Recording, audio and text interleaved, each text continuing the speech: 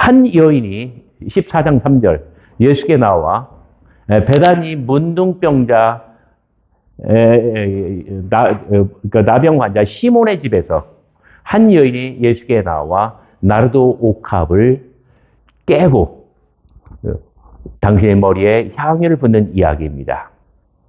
그래서 예수께서는 그리스도 기름 부음 받은 자가 되시고 이 이야기는 그리스도 대관식의 이야기가 됩니다. 이 이야기를 14장 1, 2절, 그 다음에 10절, 11절, 1, 2절 사내들인이 예수를 잡아 죽일 방도를 찾고 있느냐.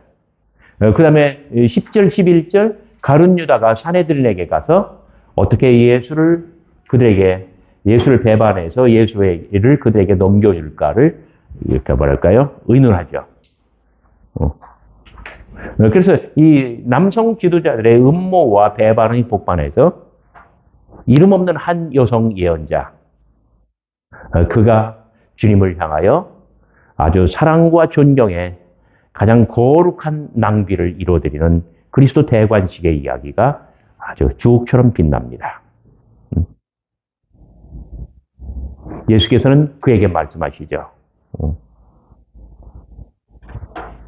온 천하 어디서든지 복음이 전파되는 곳마다 이 여자가 행한 일을 말하여 그를 기념하게 하라. 그러고 나서는 곧바로 12절부터 6월절 만찬의 준비, 6월절 만찬, 6월절 음식, 이 모든 것을 다 파스카라고 해요. 파스카라는 말을 우리말로 다르게 번역을 한 거예요. 6월절, 그 다음에 6월절 음식, 또 6월절 식사. 파스카의 밤이 다가옵니다. 다락방에 갔을 때, 막 제자들은, 그러니까, 그 지중해 연안이 전 세계에서 10만 명의 인파가 예루살렘으로 순례하는 바로 그 파스카의 밤이에요. 제자들은 한껏 음식을 입에 물고 막 들떠 있습니다. 이 파스카의 뭐랄까요, 기간정, 아주 대대적인 축제잖아요. 우리 설이나 추석보다 훨씬 더 큰 10만 명의 순례객들이 모여오는 이 파스카의 절기에 뭔가 일어날 거야. 이 파스카를 입에 넣고 씹으면, 길이 씹으면 역사에 유장한 이 페이지들, 장면들, 사건들이 눈앞에 주마등처럼 지나갑니다. 막 모세, 여호수아, 갈렙, 막 역사의 인물들, 막 애국군의 추격, 홍해가 갈라지고 여호와 하나님께서는 민족을 구원하시고 율법을 주시고 파스카를 입에 넣고 길이 씹으면 역사의 유장한 장면들이 주마등처럼 지나갑니다. 제자들은 흥분하였습니다. 바로 이 모든 것을 완성할, 그리고 자기들에게 뭔가 권력이 됐든 자리가 됐든 영광이 됐든 뭔가 떨어질 대대적인 사건이 일어날 것이다. 그러나 예수께서는 말씀하십니다. 너희 중에 하나, 나와 함께 먹는 자가 이 밤에 나를 팔리라. 제자들이 음식을, 파스카를 씹다가 동작을 멈췄습니다. 포크를 떨어뜨렸어요. 아니, 뻥뻥하여 말이 안 나와요. 12명, 한 명씩 예수를 바라며 놀래가지고, 저는 아니죠. 왜 이 놀라운 어떤 뭐랄까, 기회의 순간을 놓치고 주님을 팔아넘긴다는 말입니까? 그 12개의 시선이 허공에서 부딪힙니다. 예수께서는 12명 제자들을 한 명씩 눈을 바라보았습니다. 그들이 하는 말을 들었습니다. 그리고 한 사람을 응시합니다. 말씀하십니다. 12 중 하나, 곧 나와 함께 그릇에 손을 넣는 자니라. 이 장면은 정말 놀라워요. 여러분, 빵을 손에 쥐었습니다. 가룟 유다를 바라볼 때 예수의 손에 힘이 들어갑니다. 그래서 떡으로 하면 안 돼. 가룟 유다를 바라볼 때 예수의 손에 힘이 들어가요. 그러면 이걸 꽉 잡으면 어떻게 돼요? 빵이 부서지죠. 제자의 손에 움켜쥐임을 당하고, 그리고 그 손에서 바스러지는 나의 몸. 완장이요.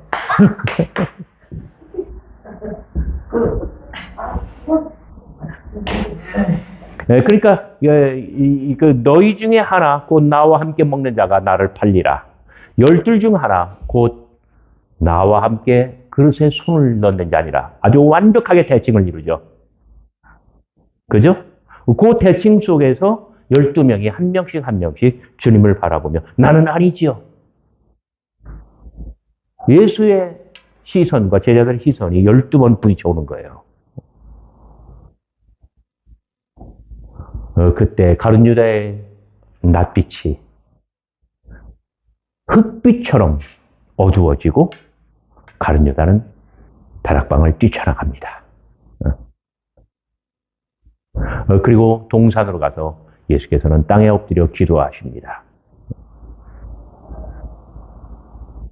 기도가 끝나자, 그 마지막 끝났을 때 정말 예수님께서는 9명한테는 이 자리에서 기도해라. 이제 여기에 머물러 있으라. 3명한테는 요 자리를 떠나지 말고 잠들지 말고 깨어 기도하라. 그리고 예수께서는 저만치 더 가셔서 그리고 당신이 처해야 할 자리, 그리고 3명 베드로, 야고보, 요한이 머물러야 할 자리, 그리고 9명이 있어야 할 자리가 다 달려다는 얘기예요. 그리고 예수님께서는 기도가 끝난 다음에 말씀하십니다. 14장 41절 세 번째 오사 저에게 이르시되 이제는 자고 쉬라 그만이다. 때가 왔도다. 보라 이 인자가 죄인의 손에 팔리우느니라. 일어나라 함께 가자. 보라 나를 파는 자가 가까이 왔느니라. 이 41절 42절 14장 41, 2절은 다 단문이에요. 엄청나게 빠르게 진행됩니다. 말씀하실 때 곧 12 중 하나인 유다가 왔는데 대제사장들과 서기관들과 장로들에게서 파송된 무리가 검과 몽치를 가지고 그와 함께 하였더라. 예수를 파는 자가 이미 그들과 군우를 짜 가로되 내가 입만 쳐는 자가 그이니 그를 잡아 단단히 끌고 가라. 가룟 유다가 예수 앞에 나올 때는 가장 사랑스러운 애제자의 모습입니다. 그리고 아주 감미로운 키스, 입맞춤을 합니다. 그런데 돌아서는 순간 가룟 유다의 표정은, 가룟 유다의 얼굴은 저주스러운 흉물로 바뀝니다. 이 자가 그 자이니 이 자를 잡아서 단단히 묶어서 끌고 가라. 나올 때의 그 입맞춤의 모습, 그리고 돌이켰을 때의 그 아주 저주스러운 흉물의 모습.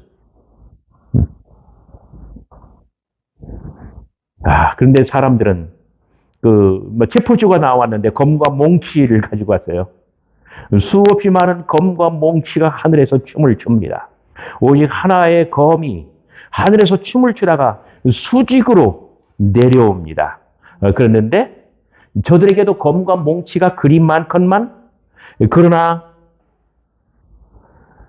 예수님 편에 있었던 47절 곁에 섰던 자 중에 한 사람의 검, 그 검이 수직으로 내려와 예수님을 제압하던 그 사람, 가장 가까이 있던 그 사람을 갈랐는데 이 정면을 가리지 못하고 사이드로 비껴놨어요. 그래가지고 뭐가 잘렸대요? 귀. 그 마태복음인가 어디를 보면은 이 귀가 이제 땅에 떨어져 구르잖아요. 근데 예수님께서 그 귀를 주워다가 잘 붙여주며 말씀하셨대요. 해피 뉴 이어.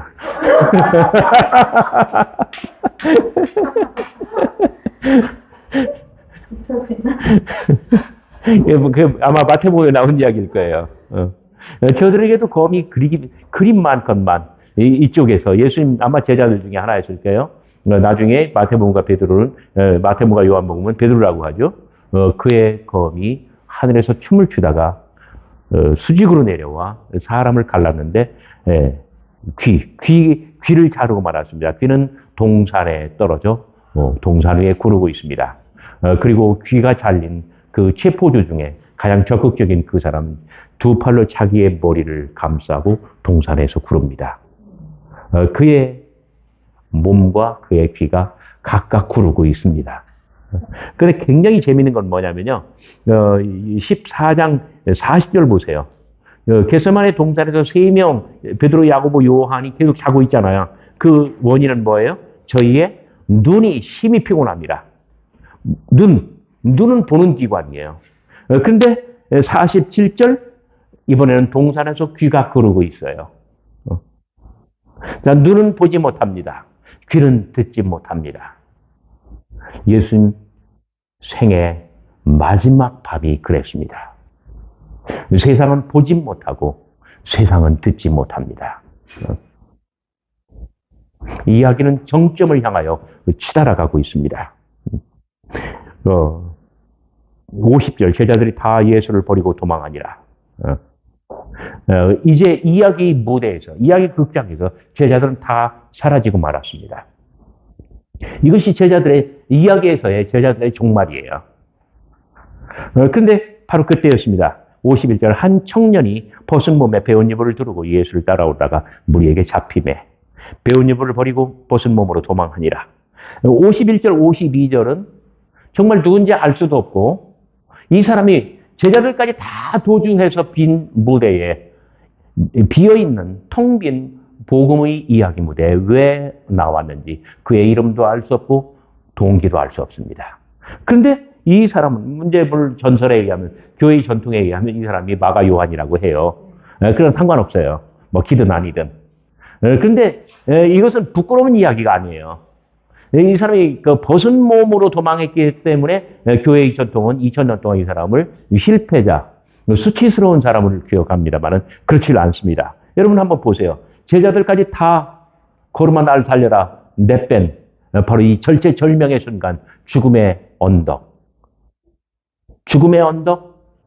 절체절명의 순간에 이 사람은 예수를 따르고 있습니다.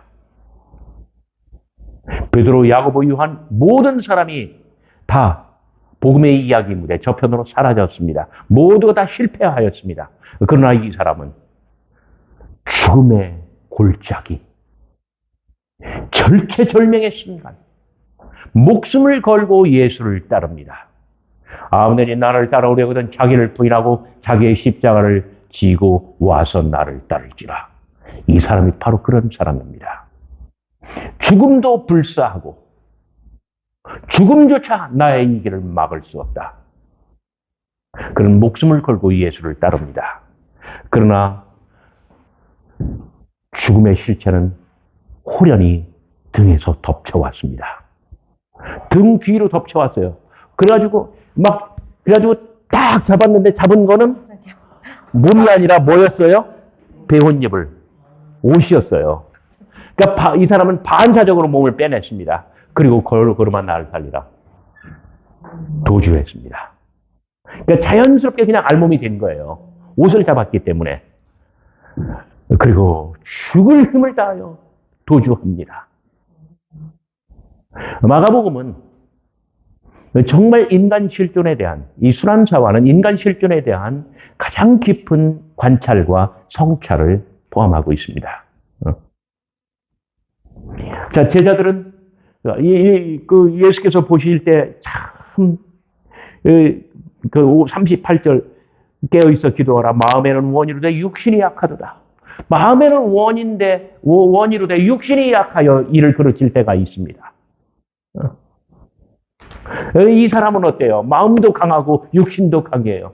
의지도 강해요. 그래서 죽음을 불사하고 예수께서 체포되어 끌려가시는 와중에도 예수를 따라요. 그러나 죽음의 세력이 호련히 등 뒤에서 덮쳐왔을 때, 그리고 간신히 반사적으로 몸을 빼내서 도주하고 있을 때, 그리고 뒤따른 추격대의 발자국 소리가 아득 긴 머리를 갔을 때, 그제서야 이 사람은 마음을 진정하고 몸을 은닉한 채 뒤를 돌아다봅니다. 아, 스승은 포승줄에 묶인 채 저만치 멀어져 갑니다. 어둠 속으로 사라집니다. 그런 가슴을 치고 아마 통곡을 했을 것입니다. 이 복음은, 마가복음은 이 이야기는 여운을 남깁니다. 놀랍지 않은가요? 우리가 최선의 노력을 다해도 안 될 때가 있다는 얘기예요. 예수를 따르는 길이, 거기 정말 벗은 몸에 배운 이불을 두르고 예수를 따라오다가, 이게 어마어마한 말씀, 표현이지 않아요? 그러다가 결국은 그도 예수를 따르지 못하고 결국은 무너져 내려요. 예수를 따르는 것이 얼마나 힘든가를 단적으로 보여주는 거예요. 참 상황이 협조를 해주고 하나님이 도와주셔야 되는 거예요. 그렇지 않으면 될 수 없다는 거예요. 바로 그때였습니다. 어둠 속으로 다 모든 것이 사라지고 났는데, 그 다음에 카메라 앵글은 대제사장 가야바의 뜰을 비춥니다. 쿵, 쿵, 쿵. 가야바의 뜰에는 긴장이 감돕니다. 아랫뜰에는 막 커다란 모닥불이, 어머니 불이 돼서 막 무엇이든지 살라먹을 듯 하늘을 향하여 혀를 낼름거리며 타오릅니다. 그리고 이 어머니 불에서 나온 여러 개의 횃불들이 윗뜰 여기저기를 비치며 삼엄하게 경비를 서고 있습니다. 불은 흔들립니다. 어둠 속을 비치는 이 불이 혀를 날름거리며 계속 흔들릴 때마다 조명은 밝았다 어두웠다, 조명은 계속 움직입니다. 바로 이런 장면 속에서 예수님께서 재판을 받습니다. 별의별 고소가 다 들어왔지만, 그러나 예수님께서는 끝내 시인하지 않으십니다. 그런데 61절 대제사장이 다시 묻습니다. 내가 찬송받을 자의 아들 그리스도냐? 62절 예수께서 이르시되 내가 그니라. 우리말 내가 그니라 참 권위 있게 잘 번역을 했습니다만 헬라어 원어로 보면 에고 에이미. 그 호렙산에서 모세 앞에 여호와 하나님께서 당신의 어떤 신성을 드러내실 때, 나타내실 때, 그때 어떤 신현적 자기 계시의 말씀이에요. I am. 윗뜰에서 예수께서는 그리스도이심을 시인하셨습니다. 그런데 그 말로 인하여 예수께서는 사형을 언도받고 죽음의 골짜기로 끌려가시게 됩니다. 그런데 바로 그때 66절 이하 아랫뜰에서는 베드로가 불을 쬐고 있었어요. 여러분 거기 54절 함께 앉아 불을 쬐더라. 67절 베드로의 불쬐을 보고, 자 여기에서도 샌드위치가 이루어집니다. 아랫뜰에서는 베드로가 불을 쬐고 있습니다. 윗뜰에서는 예수께서 심판을 받고 있습니다. 자, 윗뜰에서 예수께서 심판을 받듯이 아랫뜰에서는 비천한 한 계집종에게 베드로가 압박을 당하고 있습니다. 윗뜰에서는 예수께서 Are you the Christ, the Son of the Blessed? 질문을 받으셨을 때 I am 대답하셨습니다. 아랫뜰에서는 그 여종이 67절 너도 나사렛 예수와 함께 있었도다. 함께 한패였도다. 그러나 68절 베드로는 부인합니다. 3번 내리 부인합니다. 그런데 3번째 부인했을 때 뭐가 울어요? 72절 닭이 울어요. 그랬더니 베드로도 예수님의 말씀이 생각나 베드로도 따라 울더라. 베드로의 선생은 누구예요? 닭. 베드로는 어느 나라 사람이에요? 닭나라 사람이에요.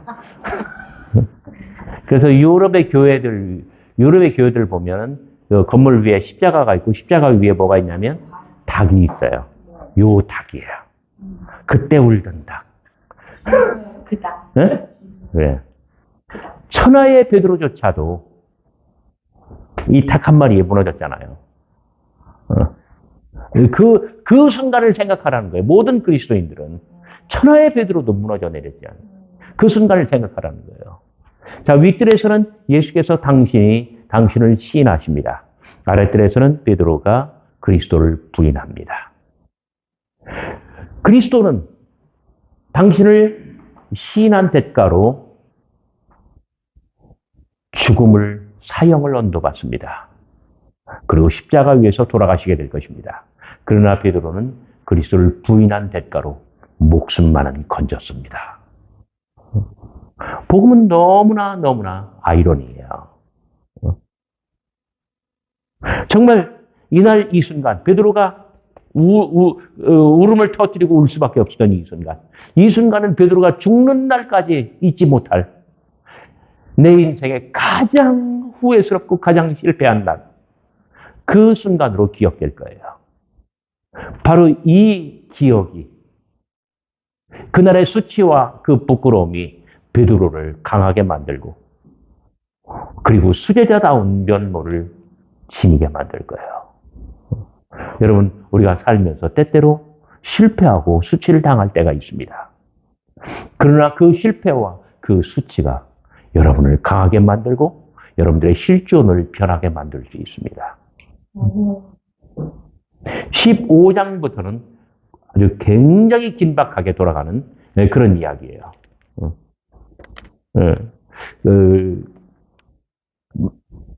그 15장 1절부터 5절까지, 자, 지금까지는 유대 자치령의 이야기예요. 거대한 로마 대제국 안에서 유대 자치령, 그러니까 유대인들에게 예루살렘 성전, 대제사장과 사내들을 중심으로 권력을 상당 부분 맡긴 거예요. 그러나 유대 자치령, 유대 자치정부는 누구를 죽이고 살리고 할 권한이 없어요. 그래서 이제 로마 제국, 총독에게로 넘기는 거예요. 그래서 15장 1절부터 5절까지 빌라도에게 넘기고, 그리고 6절부터 15절까지 바라바냐 예수냐. 여러분, 디메오의 아들 바디메오. 바라바. 그러면 누구의 아들이라는 얘기예요? 아바의 아들. 하나님의 아들이라는 얘기예요. 바라바는 하나님의 아들이라. 아버지의 아들. 하나님의 아들이라는 뜻이에요. 여기는 두 가지 실존, 두 가지 방법론이 대비를 이룹니다. 예수처럼 용서와 용납, 사랑, 그리고 인정해주는 것, 이러한 방법이 하나님의 나라를 만들 것이냐, 아니면 무장봉기하고 이 젤로 땅처럼, 그리고 끊임없이 무장봉기하여 로마와 힘으로 싸우는 그러한 방법이 메시아 왕국을 가져올 것이냐. 바라바냐 나사렛 예수냐. 사람들은 바라바를 택했습니다. 그가 진정 하나님의 아들이라고. 그리고 빌라도는 그들의 선택에 따라서 바라바를 놓아주고 예수는 그냥 정죄하기로 합니다. 16절, 군병들이 예수를 끌고 프라이토리온이라는 뜰 안으로 가서 온 군대를 모으고, 여기 온 군대는 마가복음 5장에 나오는 군대 귀신, 그 군대와 다릅니다. 여기 군대는 스페이라, 거기 군대는 레기온. 레기온의 10분의 1이 스페이라예요. 레기온이 6,000명으로 구성된 대여단이라고 한다면 여기 스페이라는 600명. 그러니까 백인 부대가 몇 개가 들어갈까요? 600명이면 백인 부대가 6개. 그러면 그 중에 소대장, 중대장에 해당하는 백인 부대의 백부장, 백인 부대의 장교, 백부장이 몇 명이 들어갈까요? 백인 부대가 6개니까 6명이지. 그죠? 자, 그 중에 하나의 백인 부대가 예수의, 나머지 백인 부대는 아마 예루살렘 전체를 경비했을 거고요. 밀란이 일어날까봐. 하나의 백인 부대가 예수를 끌고 골고다로 오릅니다. 그때 구레네 시몬의 이야기가 나오고요. 아, 그리스도의 십자가를 지른 그대는 누구인가? 그대는 그리스도의 그리스도인가? 여러분, 이런 상상이 너무나 재밌지 않나요? 그래서 24절 십자가에 못 박고 25절 그때가 제3시 33절 제6시에 어두움이 임하고 자 여기 그러니까 이 마가복음 전체가 빛과 어둠의 이야기라고 말씀드린 적이 있나요? 그 세례 받을 때 빛을 하늘의 빛을 얻으시고 그리고 하늘의 소리를 얻으시죠. 근데 33절 온 땅에 어둠이 임합니다. 당신의 고난은 어둠이에요. 그리고 16장 1절 말씀, 16장 2절 말씀처럼 부활은 뭐고요? 빛이고요. 태양이고 빛이고, 그죠?